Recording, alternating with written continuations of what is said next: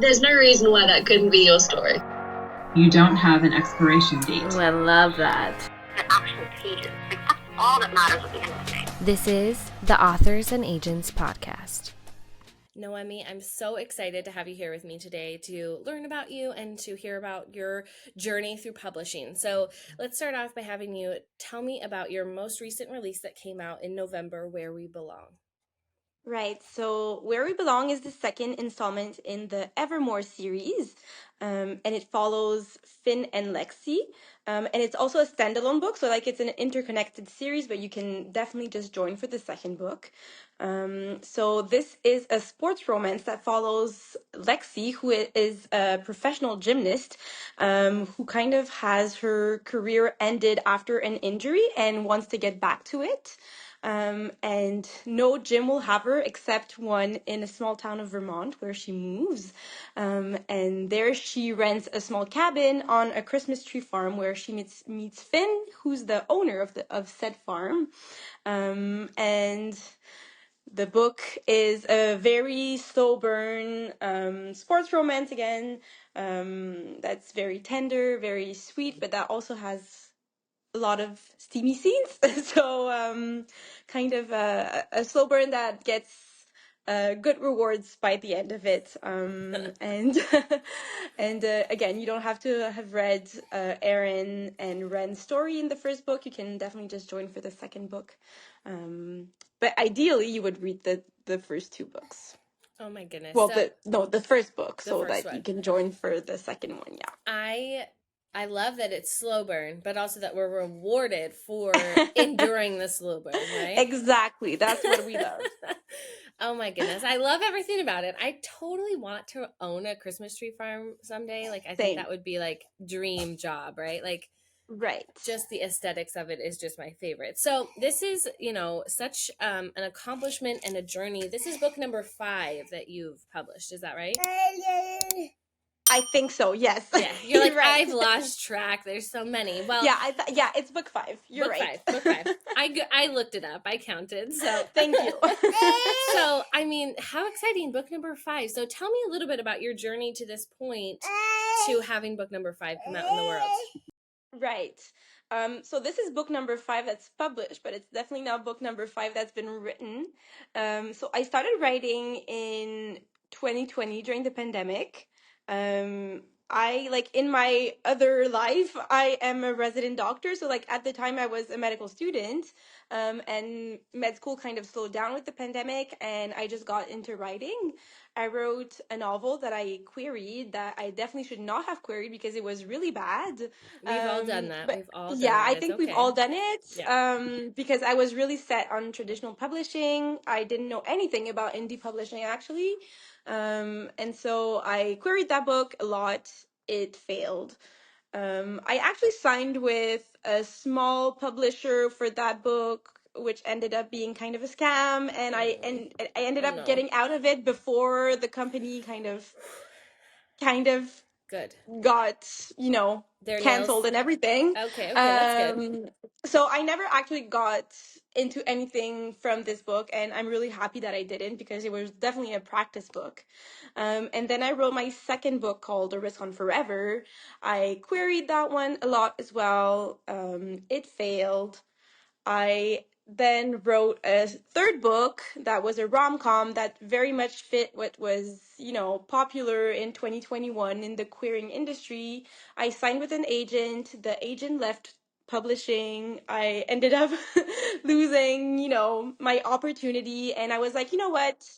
This is it. I really wanted to be published. I wanted to get my words out there. So I just, I really, really was in love with my second book called A Risk on Forever. And so I decided to publish that one as an indie author. And it did quite well for a debut book. And I was really happy with it. I started building my little community.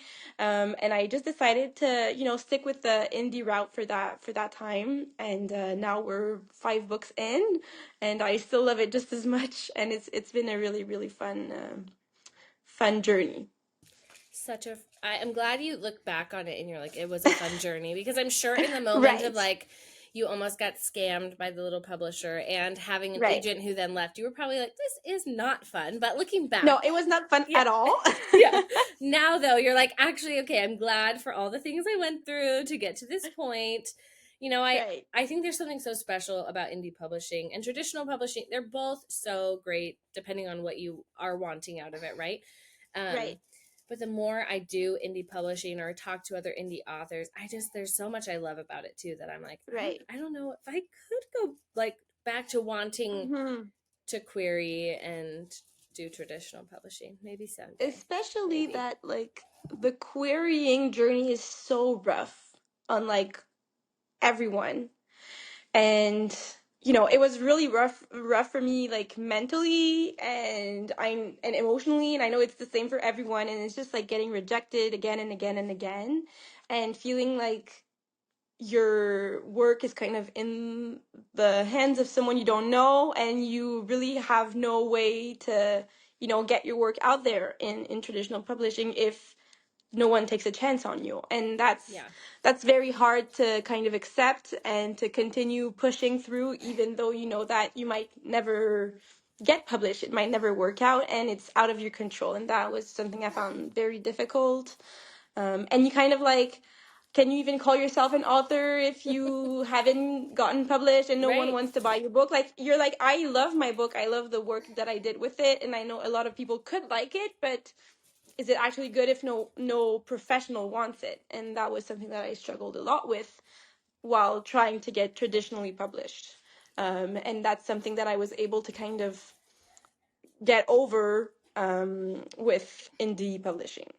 I definitely agree with you there. I was one too who was so hardcore traditional publishing that like, and I had a family member who indie published and was sort of that like stereotypical indie published, that we all know, and why some people have this stereotype Right. or stigma about it. But yeah, I reached a point last year where I was feeling the exact same things, and I was like, you know what? No, people will like this book. People will enjoy reading it. Yes, I may not have the marketing team of a big 5 publisher, but if I can get it into 100 people's hands, like that will be good enough for me, right? Exactly. And I think there's something very fulfilling from writing for yourself, writing the stories you love, and connecting with the people who love them, even though you're not traditionally published. It is just as amazing and rewarding in my mind. Right. It definitely comes with its own challenges, Yes. but I think that for me, it was just the right thing to do because I wanted my book in people's hands. And I was, again, just like you, if only 100 people read it, that's going to be enough for me because it's better than 0, right? And so I might never get the big career with the tens of thousands of books sold and stuff like that. But, it was a choice. I was like, better that than nothing. And I'm glad I did because it allowed me to like build an audience and to connect with readers and to form really nice connections all over the world. I will say, I think getting bad 3-star, 2-star reviews is so much better than getting query rejections in your email inbox a year after you queried somebody. I will go to my grave on that. 100%. I will take a 1-star, this book is crap review any day over a query rejection.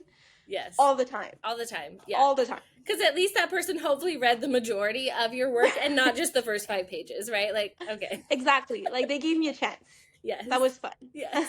So I feel like we've sort of already answered this in our conversation that we've been having, but what is your most favorite part of indie publishing, and what is, maybe your least favorite part or most challenging part? Right.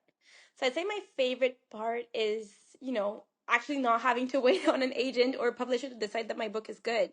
Like if I like a certain part of the story and I really want it to stay, it stays. And that's it. So it's fun to have control, and it's also fun to, I was able to get published. Like 20 years ago when self-publishing really wasn't a thing, I would never have gotten published probably. Like I don't know that I would have continued to query.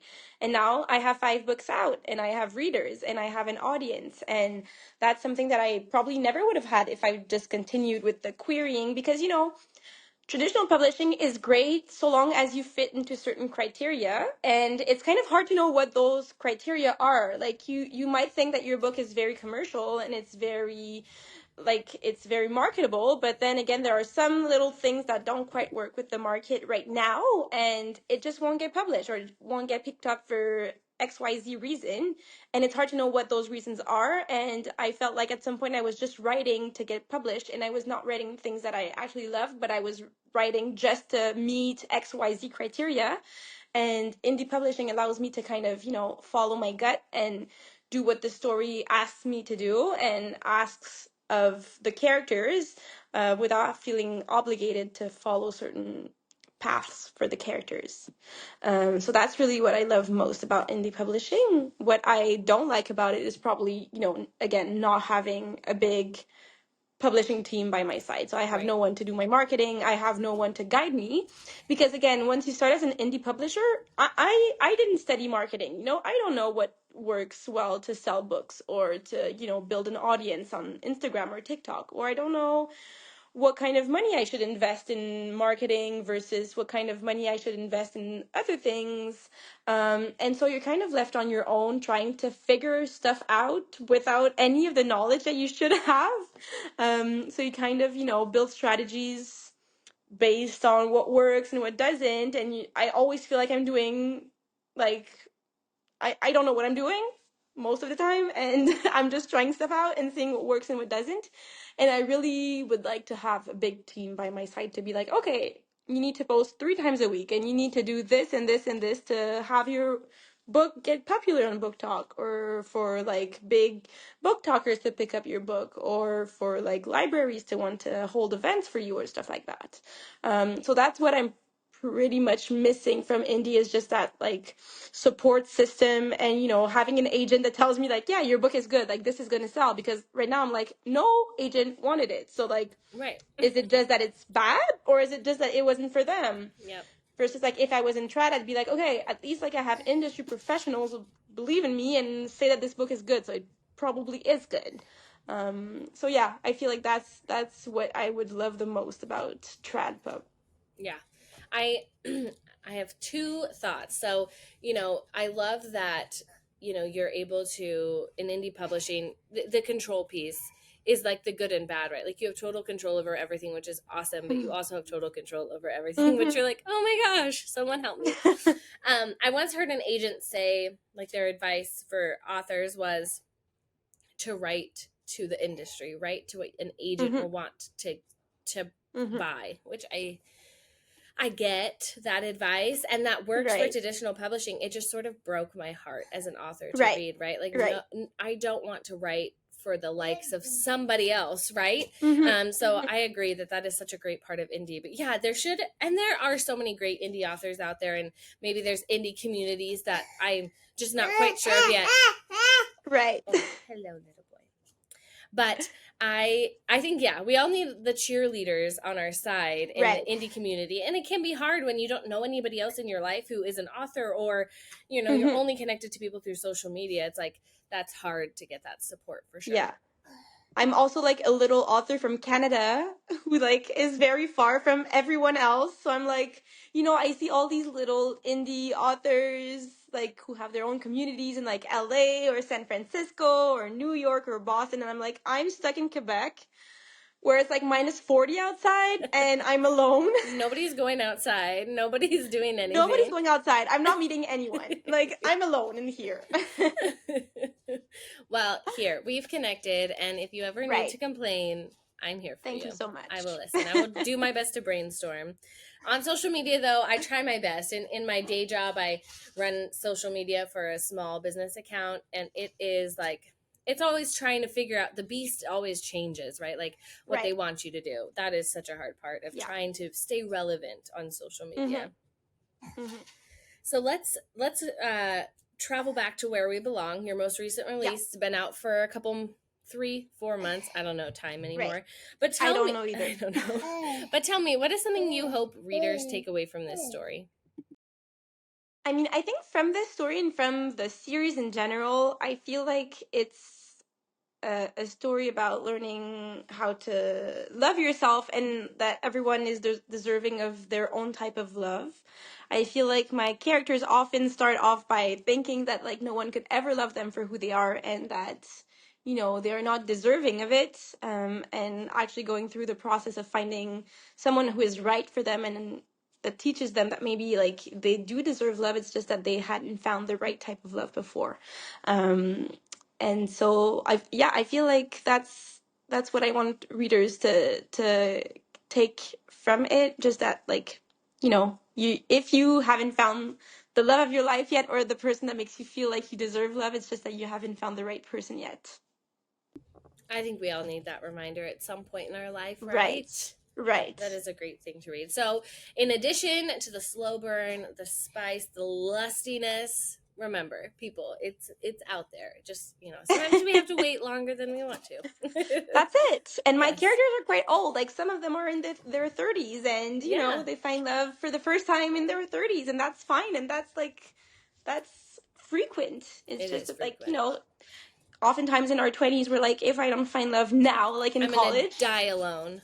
I'm going to die alone. Like, that's it. That is Yep. it for me. Like, no one wants me and I will die alone. And Yep. that's not the truth. Like, a lot of people find their one true love in their 40s, and that's totally fine. Yes. So, like, keep going. It's just means it's more special, right? You just had to wait That's longer it. for it. You just haven't found your person yet. Yes. So, when you love to read, who are some of your favorite authors to read, and why do you love them? There are so many. I feel like I love different authors for different reasons.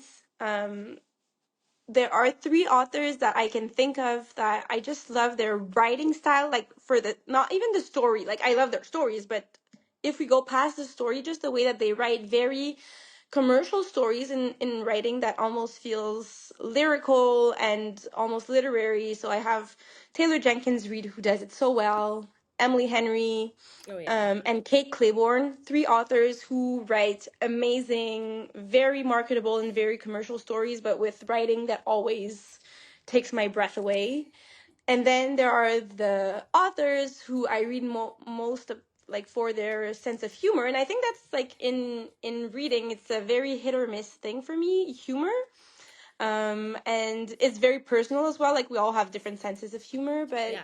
those authors just do it for me. Ali Hazelwood, Sarah Holgol, Christina Lauren, Abby Jimenez, just, like, always funny, but always really heartfelt, and, like, mixing the humor that is not, like, cringy, but that really just fits well with the romance, and it just, like, creates a perfect blend of it.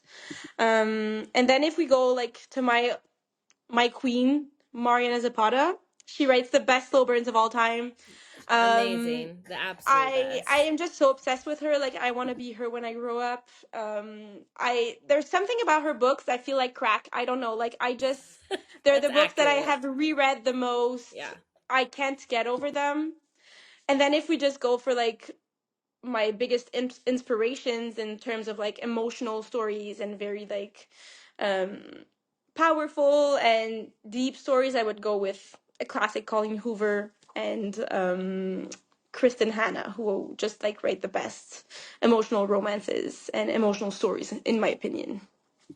I have never read a Colleen Hoover book, and a friend just lent one to me, so I'm gonna try it.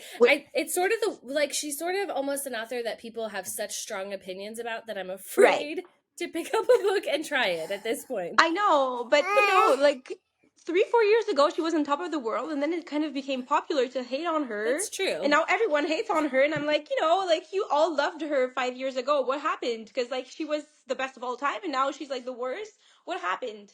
So, like, I like to form my own opinion. I'm like, it's very popular to hate on her right now, but, she's the one who inspired me to pick up my computer to start writing. She's, like, a very big inspiration for me because she started off as an indie author and ended up becoming, like, this worldwide phenomenon. So even if it's very popular to hate on her right now because she's on top of the world, I will continue to support her because she honestly writes such great books.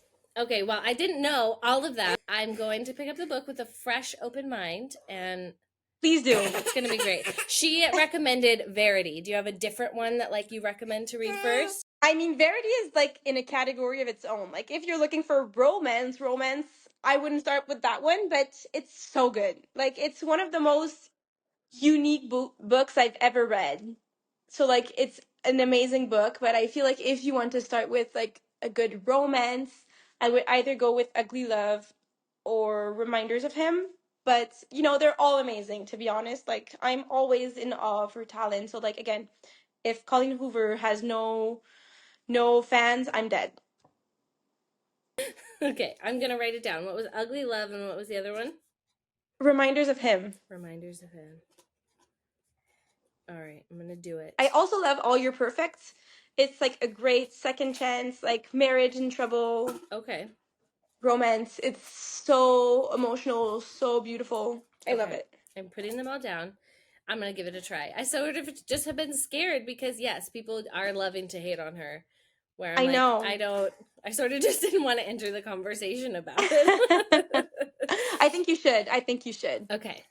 So my next question for you, thinking back to when you first kind of really were getting into writing, figuring out what you wanted to do, querying, thinking about indie, that place in your life you were, what is some advice you would want to give to another author who was in that space?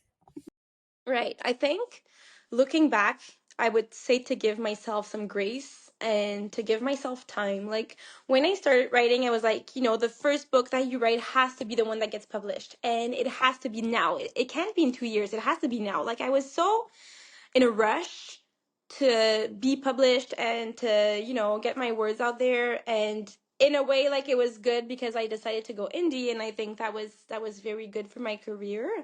But in another way, I was putting so much pressure on myself to get my work out there as soon as possible, and to, like, you know, I don't have time to waste. I need to get a book out there. And like, I was 21 years old. Like, calm down, please. Like, you can take a breath.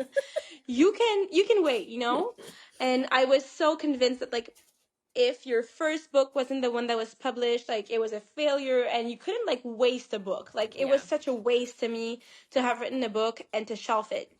And now that I think about it, the first book that I wrote, which was very bad, but it was like the most, it taught me so much about writing and about querying and about, like, tropes and about editing. And it's where I learned to edit by myself, and it's where I learned to draft, and where I learned, like, what doesn't work, and what taught me to, like, listen to podcasts, and that agents hate when the first chapter opens with a character who wakes up and opens their eyes from sleep. And that's what I did. I totally had, like, yeah, I feel like we all start there, though, because there's something that just feels like, okay, you're starting the day. That's where the story should start. Yeah, you're starting a story. You're waking up. So, like, I had books, like, my first book, it had, like, info dumps in the first chapter, and it had a character waking up, and it had very stunted dialogue, and it was really bad, but it taught me so much. And, like, if I could go back, I would tell myself, like, hey, it's okay that your first book is not perfect, because it's what is going to teach you to write a book, and what's going to teach you to get a book out there that has, like, a good quality and that makes sense and that readers enjoy. And it's okay if you publish your first book in 3 years. Like, right now it feels horrible to wait 3 years to get your book out there, because it feels like, what am I doing for 3 years? It's just writing and not doing anything. Like, my work is just meaningless and useless because my words are going to the trash. But it's not actually, like, going to the trash. It's just helping you, like, become a better author and learn your craft. It's kind of going to school. Like, if you go to school for 3 years before getting your master's or whatever, or getting your bachelor's degree, it's not going to be a waste of time. You're actually learning stuff before getting to work. And, that's how I should have seen it. Like, it's kind of going to school, writing your first book. And it's not, like, actually knowing what you're doing. So I would go back and I would give myself some grace, and I would tell myself that if I don't get published for another 2-3 years, it's fine. Like, just take that time and work on your craft, and you're going to get there eventually. I think that's great advice. I have felt that so many times in my publishing journey. And I think, too, it's, even though I know and I recognize, like, okay, traditional publishing is such a slow industry, you see all these people in there, like, they've got all these books coming out. I want mine to be the exact same. And yes, even, like, the jealousy is very real in that industry. And I think that, like, saying that you're not jealous at all would be to lie. Like, every time I saw a book deal, I wanted to cry. And like, I hated myself for it because I wanted to be happy for my friends and happy for the people who get all the nice things. But then again, I kept thinking, like, why isn't that me? Like, why are all these people getting agents on their first try? And like, they just started writing and they're getting their agent and they're getting a book deal in 2 weeks. And like, I've been here for 2 years and it's not happening for me. Why?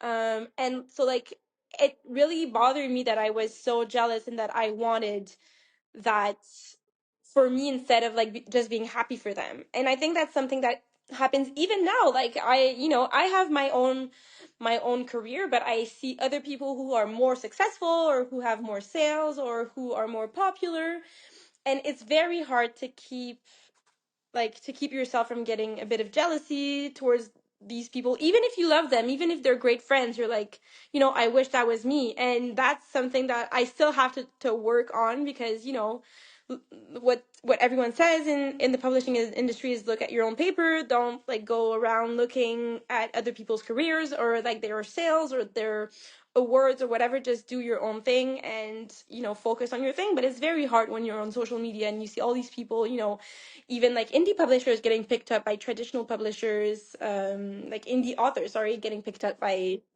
trad publishers and who get major book deals, and you're like, why isn't that me?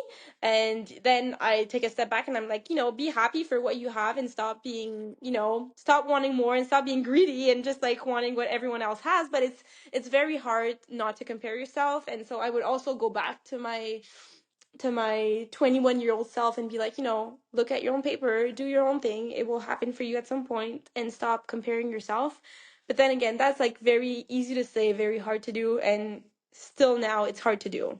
And I'm sure that's the same for you, like to Yes. not compare yourself and to be like, why is this book that has like a similar premise to mine so popular, whereas mine is not as popular? It's very hard. I think it's hard too. Like, I love and am so grateful for all the agents who have ever been on my podcast. It's been like crucial to, just my knowledge. And I know lots of listeners have used it to query those agents better. It's like so amazing that they take their time to do that. One of them who, her interview isn't out yet. I don't think it will be by this time either that this comes out. But she was telling me, like how she'll have to pass on writing that's really, really, really good, and she really likes it. She just can't sell it. And I'm like, that's just so frustrating. And then I know they can't. It's not that they can't tell you that. They don't have the time to tell you that. They don't, And so it's like that is truly the hardest part of like looking at your own paper. Not comparing is just like, I remember feeling so many times like, is my writing really bad? Like, I got really close with a couple of agents, did a revise and resubmit with one agent, and she loved my writing. It was so great, but it just wasn't, commercial enough for the market at the time.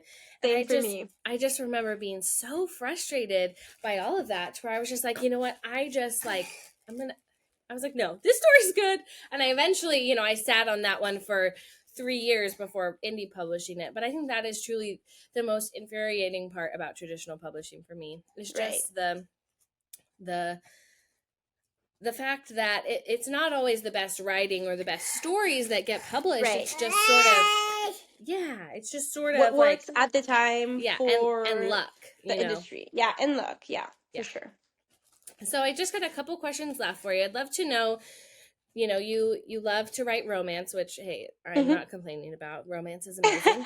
But if you were ever to genre hop, what is a different genre you would like to try writing?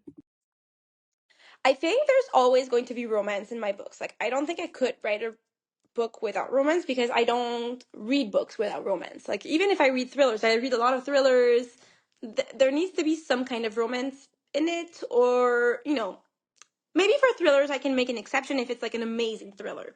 But like, I think I would like to one day write a YA book, but that would be more romancy, so like YA romance. But I love the coming of age stories in YA, and I think like there are so many YA books that like saved me at 16, 17, 14 even, that like, kept me going, and that gave me encouragement for my day. So I would love to do that at some point. And I always think of like romantasy, especially like now it's super popular, but even like a few years ago I was thinking about it, just because like fantasy is where like my love for reading started, and it's what got me into reading romance and what got me to writing romance. So I'd love to go back to my roots at some point and write a fantasy romance, but at the same time, it's very daunting to me, because I feel like romance, it's always kind of the same parts that come back, and it's quite not easy to write, but there's a formula that works every time, whereas with like fantasy you need to really think outside of the box and you need to be very creative, and there are so many out there, and you need to have different tropes that are very different. And you've got to build a whole world and Right, you have to build a whole world. Like that's ugh, that's so daunting. Like you very need to daunting. build a magical system and a Yeah. magic system, and you need to build powers or build, it's so like you have to build another world, and Yeah. that's very scary to me. But then again, like it's so rewarding when you have a very good fantasy romance. So maybe one day, maybe I'll I'll think about it, but for now I think that's I'm not smart enough for it. Oh, stop it. You are smart enough for it. But I will say like it's daunting to me too, because I feel like I would need to have charts and Right, notes and like really organized to like keep all of that right. straight, because the people who do it well are amazing and I love that their brains work that way. But yeah, I don't know if I could ever do like a full on fantasy sort of creation. It's really hard. It's really like you need to, and I feel like I need to take like a year break to be able to like plot it out, and I'm like I'm not really ready to like leave out writing for a year. I don't know. I'd have to think about it. Yeah, I also think for me, like, it might be too much for my brain to think about, and it Hmm. might, like, take away the fun of drafting and Right. writing something too, right? Like, maybe it'll just be for us. We can just enjoy them and read them. Yeah, maybe I'll have to settle for that, because yeah, you're right. Like I think if I'm not passionate about a project, I just won't want to do it. Yeah, me too. I'm like, if I'm going to spend all this time with all the other things that Right. you have going on, I have going on in my life, right? Like, you've got to be so into it. Yeah, exactly. So, two questions left. I'd love to know who has been the biggest supporter of your writing.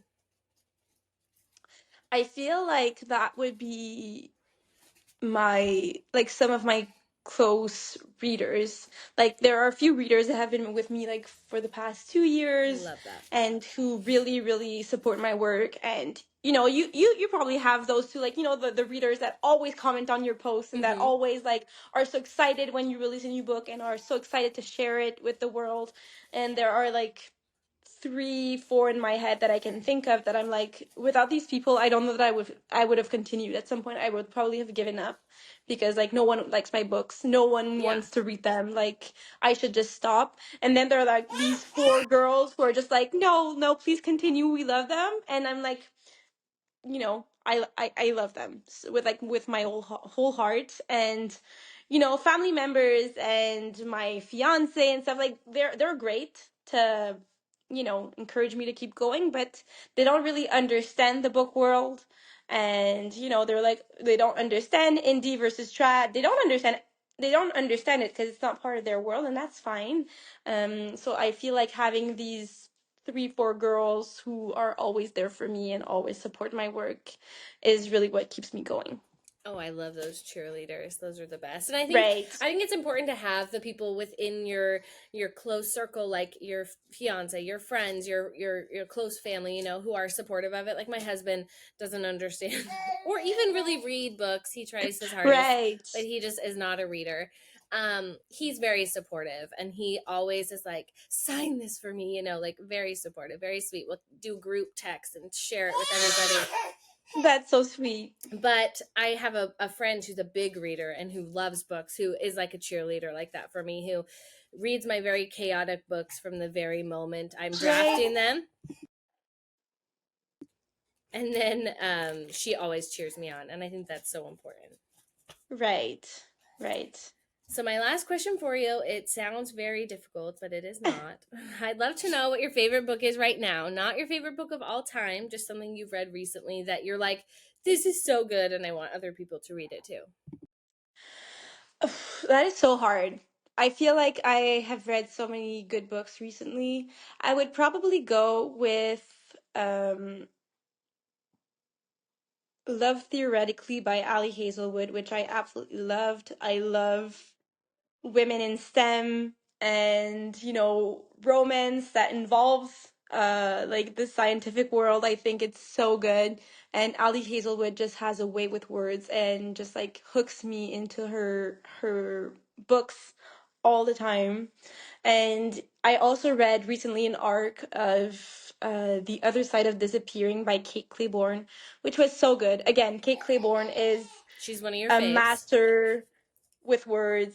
She finds ways to like make characters that feel so real. They feel like fleshed out, and it's as an author, the joy of reading has kind of changed for me. Like before, I could just read books and not analyze them at all. I would just like be like, oh, I enjoyed the story and that's it. But as an author now, I kind of cannot take off like this side of me that kind of analyzes books and that is like, oh, I would have cut this out, or I would have changed that POV, or I would have, edited this or changed that. But with these two authors, I always have nothing to say because their craft is so wonderful and I'm such in awe of their work. And so, yeah, I kind of miss that part of me that was able to just enjoy a book without analyzing it. Yeah, like actually relax when you read a book, right? Yeah, just like reading and not being like, oh, I would have not chosen that word, or I would not have done that with the characters. Like, I don't like that character arc. But, I feel like with Kate Claiborne and Ali Hazelwood, I can never be let down. And I learn so much from reading their books, and that's something that I really, really enjoy. It sounds like those two authors, though, allow you the actual ability to relax when you read, right? Exactly. Which is probably yeah. very refreshing, where you're like, okay, there's nothing to critique. Like, I can just fall into the story. And I think that's Right. so And important. it also like makes me very jealous because I'm like, I wish I could write like that. But then again, like, it's just so enjoyable. Their stories are so good that I'm not even mad at it. No. Like, just continue rocking the world, queens. I will be there to support you. Yes, I think we all need authors like that, though, where we read it and we're like, I wish I wrote this, or I wish I could write like this, right? It helps motivate us to keep going and to think of new things. Yeah, exactly. Well, Noemi, thank you so much for chatting with me today. I'm super excited to see what else comes your way. So you have another book coming out this year. Could you give us a little bit more information about it? So Evermore 3 is coming out this year, probably end of summer 2024. And it follows Lillian, who you meet in Where We Belong. And it's a marriage of convenience, slow burn, emotional romance like always. So keep your eye out for that. And I'm just really excited to keep sharing my work with the world, and for every single person who picks up my books, I'm so thankful for you. And thank you so much for having me on the podcast. That was like a dream come true, because again, I've listened to that podcast since I started querying in 2020, 2021. So thank you so much for having me. It feels like full circle. You're so welcome. I love that. I think one of my other authors who I had on the podcast, I think at the beginning of this year, was the same sort of thing where she's like, I've listened to your podcast from the beginning. And I was like, you guys are the best. Like, it's so much fun. It's been so much fun. So thank you so much. And everyone, make sure to follow Noemi on Instagram so we can get it. You don't miss out on book number 3 and all the details. Thank you so much. Of course.